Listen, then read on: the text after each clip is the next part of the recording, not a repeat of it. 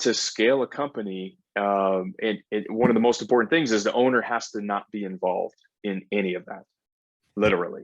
Like if the owner has the key customer relationships, if the owner is involved in any of the day-to-day in the operations, if the owner is doing the sales and marketing, you don't have a business that's really scalable. You have a business that revolves around the owner. So one of the first things is we have to have automated ways of doing sales and marketing. And that could be automated marketing growth engine with a sales team, right? Somebody that's doing it besides you. And that's the thing, is like most CEOs, they think that they're irreplaceable, that nobody can do it better than them. And I'm going to tell you right now, if you're listening to this podcast, somebody can do it way better than you.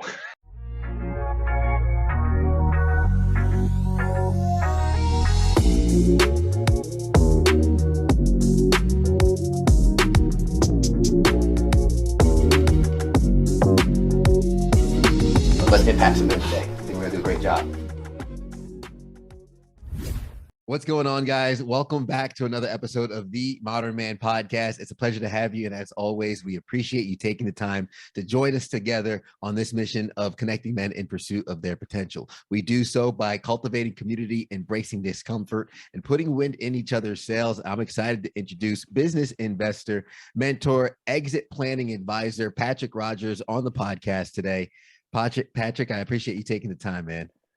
Hey, Ted, thanks for having me. I'm looking forward to it, man. Absolutely. And I know you host your own podcast as well, Scalable podcast, which we could talk a little bit about in Sure. a little bit. But I want to make sure that you have an opportunity to introduce yourself to the audience, to some of the people watching, whether it be on YouTube or on their podcast app. I'd love for you to quickly get acquainted. Yeah, you bet. So I'm an entrepreneur as well, business investor, actively buying, growing, scaling my own businesses. In addition, I help some of the world's most powerful CEOs scale, grow their companies, and elevate the levels of conscious and awareness, not only within themselves in their lives, but also within their team's lives. And that's the mission that I'm on, man, is just raising those levels of consciousness all around. I love it, man. But it begs the question, how do you like wake up one day and you're like, I'm going to train CEOs, or I'm going to like, it's one of those things I think a lot of us think of, the barrier to entry has to be a tough one, but also to have kind of that as your clientele. Like I'm going to mentor and train CEOs. How do you get into that? Man, good question. So I was in corporate America. I was in sales management, and I really enjoyed helping other people be successful. But I knew that corporate America wasn't going to make me wealthy, right? So then I dove off and I started up my own company, property management, real estate. And what I found is that I was really kind of good at business. And so, so within that community, there was a lot of people that were coming to me within the property management, real estate, saying, "Hey, can you help me in my business?" Because we scaled really fast. And so we were, when I wasn't even trying to, I was helping other property management and real estate, people scale their business. And that's really what led me down the road of being a full-on business coach for the last 10 years and mentor and really, working with CEOs and helping them scale their business. Yeah, no, absolutely. And that's amazing. Where you're like, hey, I'm kind of good at this, because usually those are the things that we find valuable in the world. And when they talk about what are you good at, what does the world need, and what can you get paid to do, and those three things, when they come together, you found that little pocket that you could operate in. It sounds like you kind of landed in that. You're like, hey, I can do this. Like, what are some of the practices you think helped make you so good at business, in terms of if you're looking at a business, whether it's going to be successful? What do you think is probably one of the key factors that will give you the hint of its ability to grow?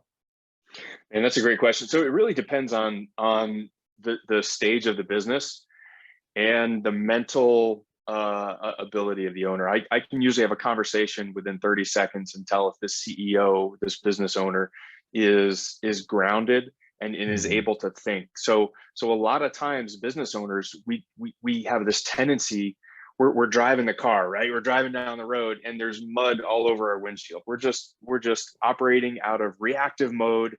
We can never really get the business to be operating in a continuous improvement, forward moving, and we're just always doing, right? We're never really focusing on being.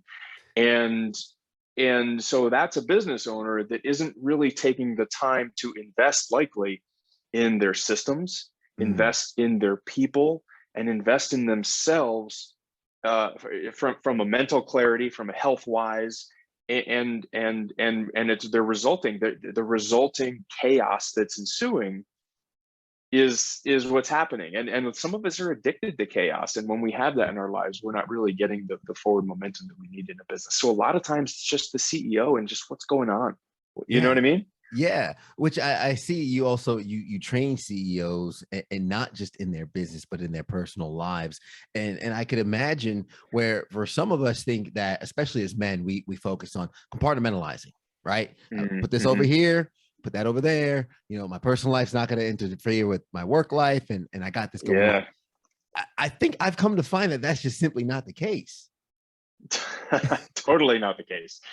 Yeah. So I mean, that's a great point. So I almost call it like the life balance triangle, if you will. On one side you have one side of the triangle, you have relationships and love and all those things in your life.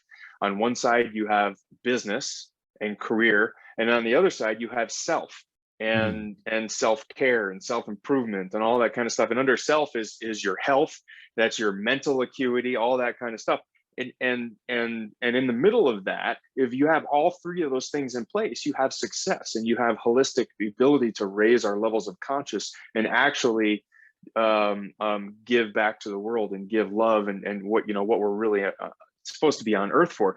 And so what ends up happening is when we let any one of those core pillars of the triangle get out of whack, like if we just start spending too much time on our business, and we're waking up at 5 o'clock, we're stressed out, we go to get in the office by 6, we come home at 8 o'clock at night. And this happens all the time. I mean, I'm not making up anything, it doesn't happen. The guy or gal isn't working out, maybe they get home at 6 or 8 and they get on the computer, they maybe eat some dinner, they're stressed out, they haven't spent any time with their family, their kiddos, they're working on the weekends. I mean, this is the kind of stuff that happens, right? How do you think that's going to affect the other two pillars of their life, right? Well, they're spending all that time stressing, they're spending all that time not working out, getting their body the cleanse that it needs. They're not spending time with their wife, their significant other, their husband, the relationship. So these relationships start to dwindle, and then now they're just absolutely chaos because they have a pending divorce. Their kids are going down the wrong road. So a lot of it is really like, why are we doing this in the first place? Why do we even have a business? And that's really the place to start when we work with people, is like, why are we here on this planet? Why are we doing the things that we're doing with this business? If you don't have your why down, then when the day comes, you're going to mess up all the other stuff. You're going to end up drowning anyways. Yeah. I don't want to paint a bad picture, but but it's the reality. And I think it was Viktor Frankl who, in his book Man's Search for Meaning, says he has the why can withstand almost any how. And the reality is, and I found, in short business ventures I've gone on, and there's always a point where it gets difficult. There's always a point where it gets to literally the threshold of, how bad do you want it? Is it worth it to you? And for a lot of times, some people find the things they want now is not as important as the success of their business that they want later. And those things fall by the wayside. But more importantly, that ends up happening in the personal life. And I found sometimes when it comes to the workaholics, they spend time at work because home is not a comfortable spot. Their love life is out of whack. So I'm going to work a few more hours later. I'm going to, this is my comfort zone, so I could push it. And that's where the spiral starts. Yeah, dude, you're hitting the nail on the head.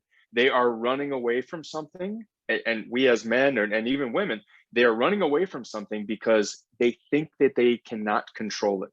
And the environment is something, and that's where you have hopelessness and depression, right? So they want to run away from to the safe place, and the safe place is home. Well, guess what?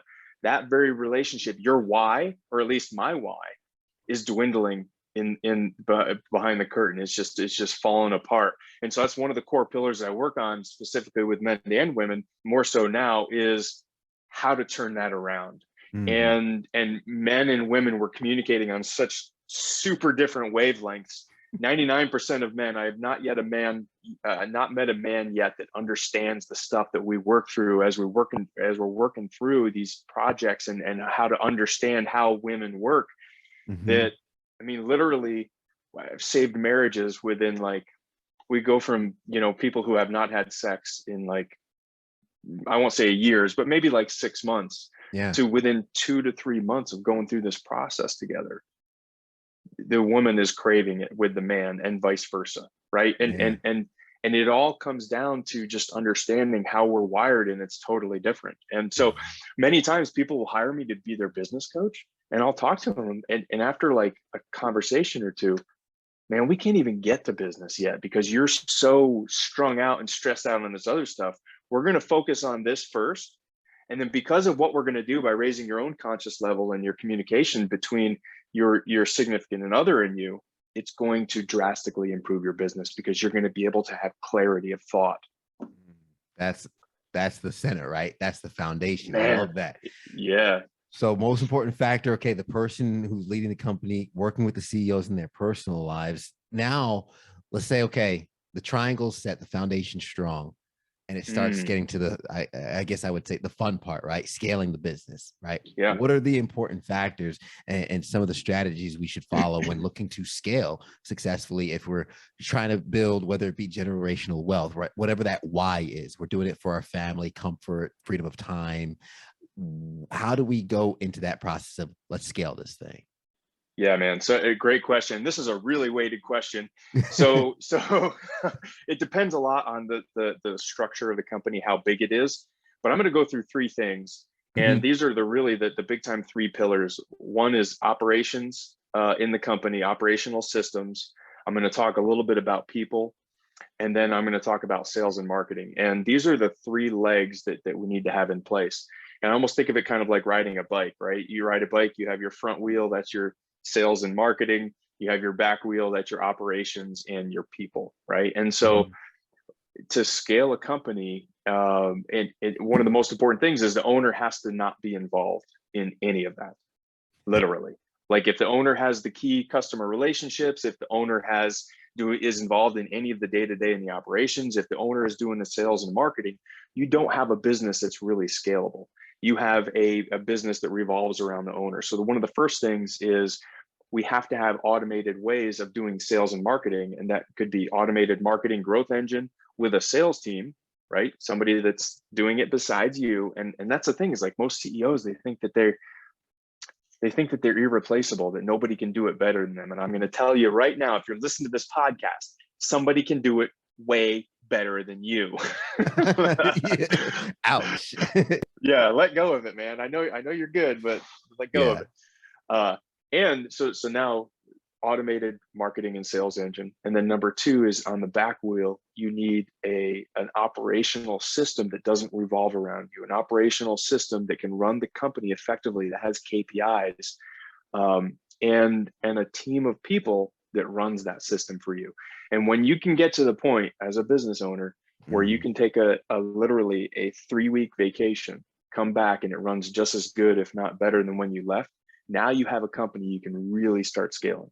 Nice. That's what I'm talking about. Something that works in your absence is really the dream, right? And that's what we want. We want to go on vacation, come back with more money than we left, and our business at least still operating and chugging right along. I want to talk about the 8 key drivers that affect value. So if, let's say, we're scaling the business and we're getting to a point in our lives where, kids are getting to high school age. I want to spend more time with them, or I want to catch the games, and I want to step away from the business completely. I want to find out what I'm sitting on. What is the value of this building? What are some of this business? What are some of those 8 key drivers of it? Yeah, we'll definitely talk about a few of them. You don't have to give the whole chicken, just a leg or a wing. Yeah. So there's a couple that I like to definitely talk about. One is recurring revenue. This is actually huge, that so many business owners totally let go of. And think about it from a purchasing standpoint. If I was going to buy a business, when any kind of investment, right, what I'm really looking at is the level of risk that I'm going to take to buy that, right? And Yeah. so these 8 value drivers, a lot of it really revolves around how much risk am I going to take when I buy this company? Mhm. So if I have company, let's just take 2 HVAC companies, right? HVAC company A and B. Company A doesn't have any recurring revenue, which many HVAC companies don't have. They just respond, people call in, they go out to an emergency, right? They fix it and then they move on, right? Yeah. Let's say that company makes 2 million a year and there's, let's just say 500,000 EBITDA, right? That's their profits. And then Mhm. company B makes that 2 million a year, but it's all recurring revenue. They have contracts set up with uh, commercial clients, and so they're not doing any one-off stuff. It's all recurring revenue, and their EBITDA is also 500,000. Mm. Company B with recurring revenue versus this company is going to sell for almost twice as much as this Wow. one, even though the financials are exactly the same. And the reason for that is company B does not have to go out and do any sales or marketing.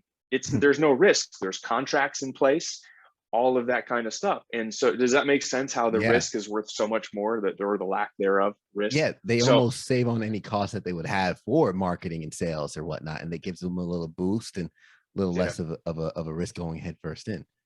Yeah, it's not exactly twice as, it's like 1.8 times as much. So for every dollar, if you're thinking about selling your company, and by the way, every business out there can convert most of their income to recurring revenue. In fact, there's a book out there by John Warrillow called Automatic Customer, and it does exactly that. It'll guide you through how to do this within your company. And it's one of the things that you really should think about before you go to sell, because you're going to be leaving money on the table if you don't. What do you think is the first threshold of a business owner getting to that point of wanting to sell? Because I've known some business owners and some entrepreneurs, and I think the differentiator is some business owners build something and they can never see themselves parting ways from it. Other entrepreneurs Mm. start with the exit in mind. For somebody who might not have had the exit in mind from the start, what do you think is that threshold that starts pushing them to maybe wanting to walk away from it, or really the first driving factor for someone to want to sell their business in the first place? It's a great question. There's 2 different kinds of people. There's people that get, I mean, most people that are CEOs or business owners are kind of visionaries. And Hmm. visionaries, a lot of times, they'll start the business and then they need other people around them to implement it, to integrate it, all that kind of stuff. And then once it gets going, a lot of times we get bored, right? And so it's 2-3 years. It's kind of a general rule. We get the company up and running. It's going really good. All right, I want to sell it and move on to the next thing. There's a lot of that going on. But then there's also all the baby boomers that are retiring right now. They're retiring in droves. I think it's like 12,000 a day or something. Wow. And so for them, it's really, what is my number? What do I need to sell the business for in order to retire? Right? I have this much in stocks and real estate, and I want to retire for X amount. And that's one of the things we work on with folks is, all right, what do you need the business to sell for in order for you to have a comfortable life? And Hmm. then, okay, what's the business worth now? That's one of the first things we do is, what's the valuation for the business now? Okay, we have a gap of whatever, $4 million. Let's roll our sleeves up and let's start creating value in the company and getting it to where it will sell within 3 to 5 years or whatever your retirement date is, so that you Hmm. can hit your number. Nice. All about knowing that number. And that, I mean, kind of going back to the why, looping into the why, you have to know the number in order Yeah, to yeah, settle your at it, critical right? number. Mhm. Um, in terms of strategy, or I guess besides strategy, you mentioned the CEOs being a visionary. What are some of the most Mm, important capabilities that a CEO, someone who is a business owner, should have? mm. Man, I tell you, this is going to go back to a little bit of it's a weighted question, but once you get to a certain size, once you get over like 10 million, Hmm. um, the most successful business owners, the most successful company owners and business owners, CEOs, are the ones that are really, really kind of take in this concept that it's not about me at all. Hmm. And in fact, the less I can make it about me and the more that I can make it about other people, the better. And to kind of build on that skill set, this is something that we work with them on, is we do like a 360-degree feedback survey. So one of the things is we do a feedback survey of the leadership team and the people in the company about the CEO, and it gives him or her feedback on things that they need to improve on.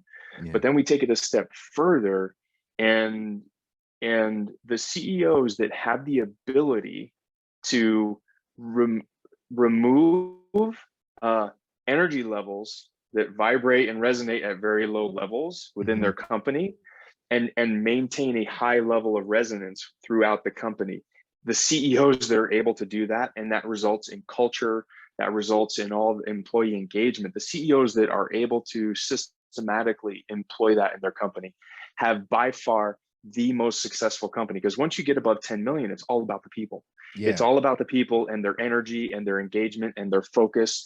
And so the ones that are, oh yeah, go ahead, man. Yeah, I wanted to lean into that because I'm kind of like nerding out a little bit, because you touched on company culture, but like I'm a big proponent of, and we all know what you're talking about. And for someone who hasn't clicked, like imagine the person that walks into the room and immediately you're like, oh man, right? Is that kind of energy. We all know that energy. Or somebody comes in the room and they just bring the environment around them down, right? Yeah. That's a real thing. So I'd love to get to kind of put our thumb on that for a second about that energy and cultivating that, because culture is one thing, but I've never heard it described like that before in terms of I guess upper management energy. Well, everything starts from the top, right? So it starts at their energy and then it goes down from there. But you're always going to have people in different departments who are just resonating at these different levels. So two things. One is you need to have a system in place. You still need systems. Yeah. You still need systems to provide each employee a direct line of sight to the critical number, the results, right? Do they feel like they have relevance in the company, or are they just pushing a widget, right? So there's things like that. They need to know that their boss cares about them. They need to be measuring what they're doing. Like, we need that portion of it.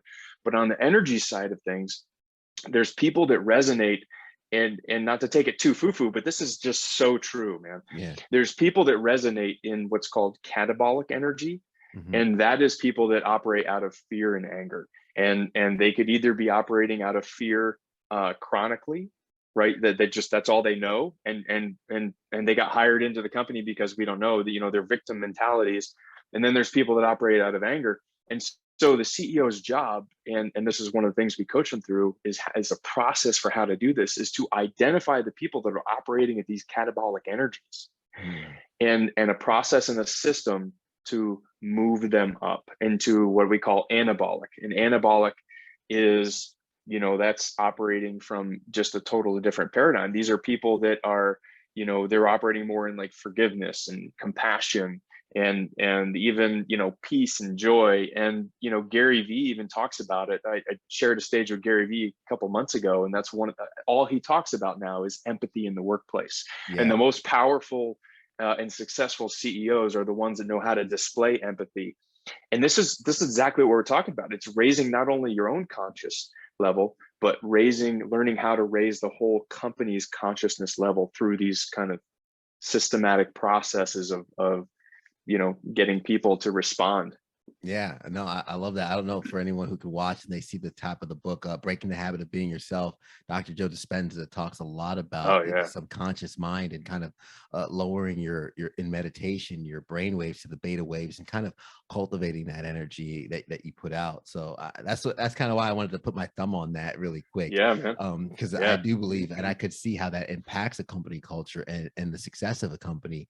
What is something that you've seen that would maybe prevent the sale of a business? What would maybe kind of be the red flag that right away you're kind of like, this we need to fix? Yeah, great question. And this goes back to one of the other 8 value drivers, is some of the major risks. If there's a company, it's all about that transferable value. How much of the value will transfer to that other person? So again, the obvious one is the owner too involved in everything, right? Does the owner have the relationships with the key clients, key vendors? Is the owner blah, blah, blah, blah, right? So the other one is, what percentage of your revenue comes from your clients? Is there any one client that takes up more than 20% of your overall company revenue? And there's some people out there that I've worked with that have literally like one client is 80%, and they think they got a business that they're going to sell it's got no transferable value. They'd be, it would be extremely risky to purchase that company unless there was some real solid things in place, right?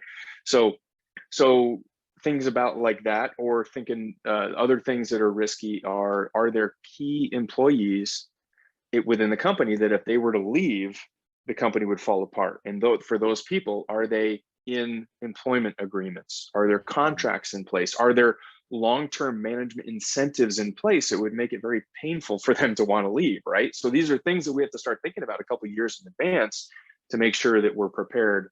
And the same thing with vendors too. Are there any vendors that we rely on that if they went out of business, the company would be washed? So is that yeah. Too much weight on one factor is pretty much what it's like. Hey, if one leg out of the table falls off, the table falls over.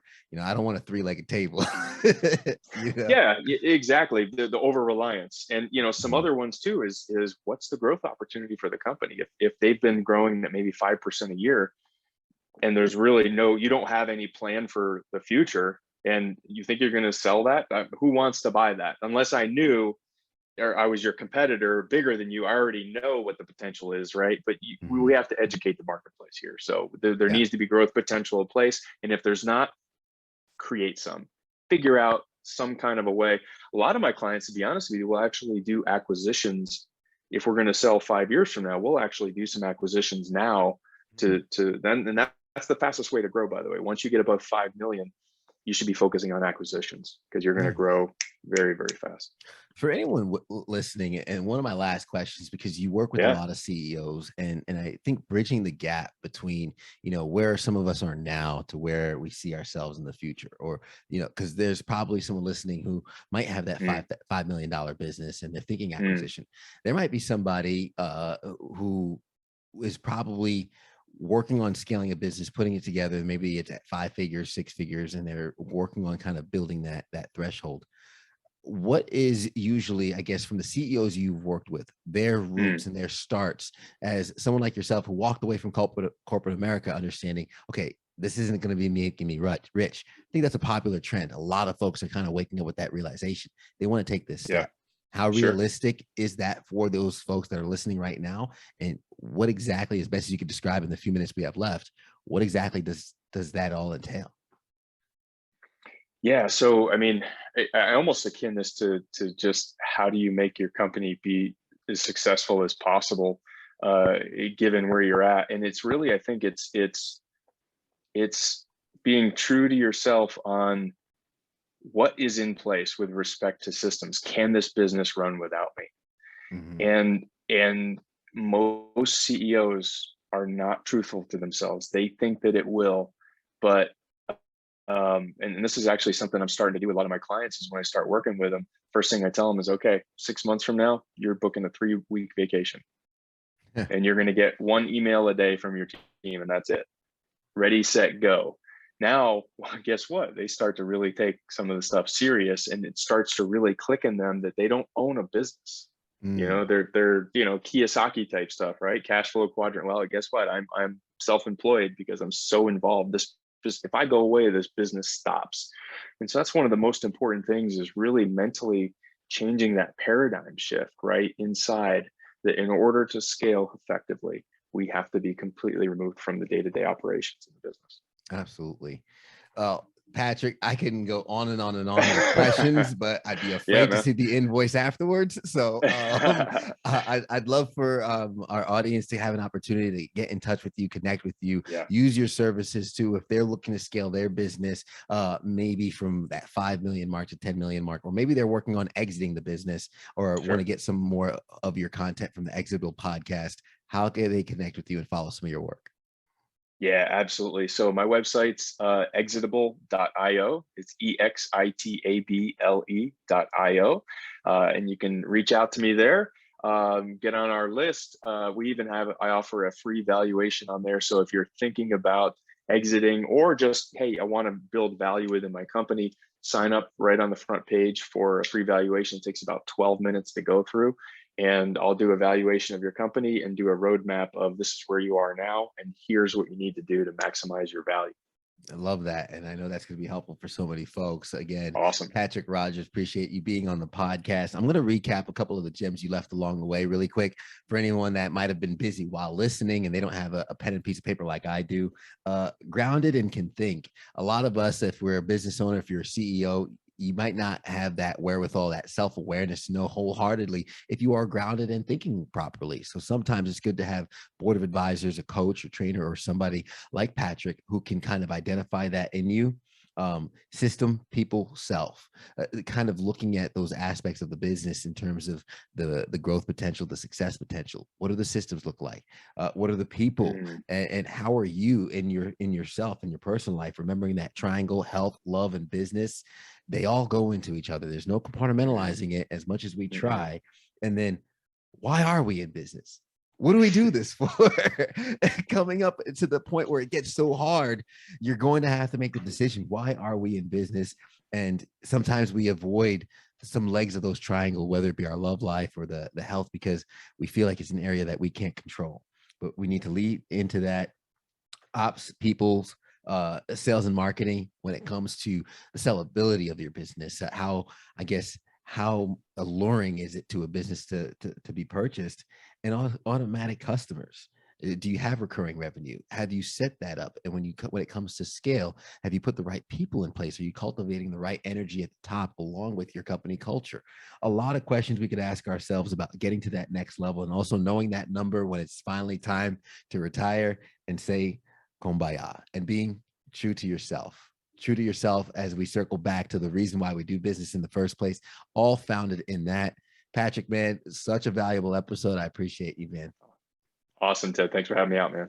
Thank you. And to the listeners and watchers, if you got value from this, please share this with somebody. Hit that subscribe button. You can catch a new episode each and every single week. We'd love to see a rating to know how we're doing. But take care. We'll see you guys next time. And like we always say at the end of the episode, everybody wants the sunshine, but they don't want the rain. But you can't get the pleasure without first the pain.